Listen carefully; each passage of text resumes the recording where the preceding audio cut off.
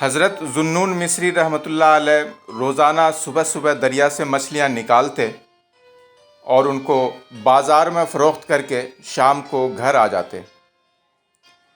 ایک مرتبہ جب وہ اپنے اسی کام کے لیے نکلنے لگے تو انہوں نے اپنی 6 سالہ بچی کو بھی ساتھ میں لے لیا کہ مچھلیاں پکڑنے میں مدد ملے گی۔ حضرت دریا سے مچھلیاں پکڑ پکڑ کر کنارے پر بیٹھی ہوئی بچی کو دیے جاتے اور کہتے اسے ٹوکری میں رکھو۔ کافی دیر بعد جب ان کو یقین ہو گیا کہ اب ٹوکری بھر گئی ہوگی، دریا سے باہر نکلے، لیکن یہ کیا؟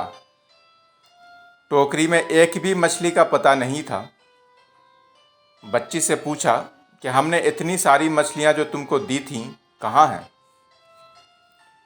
بچی نے کہا ہم نے ان کو دوبارہ اسی دریا میں ڈال دیا۔ کیوں؟ حضرت نے غصہ سے پوچھا۔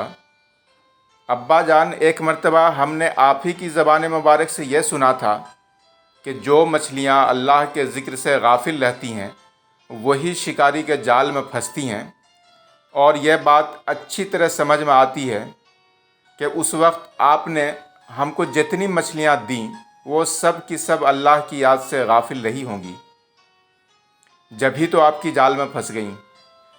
لہٰذا ہم نے یہ سوچا کہ کہیں ان غافل مچھلیوں کو کھا کر ہم بھی اللہ کی یاد سے غافل نہ ہو جائیں، اسی خوف سے ہم نے انہیں دوبارہ پھر اسی دریا میں ڈال دیا۔ حضرت ذوالنون مصری پر اس 6 سالہ بچی کی بات ایسی نقش ہو گئی کہ انہوں نے ماہی گیری کا پیشہ ہی ترک کر دیا۔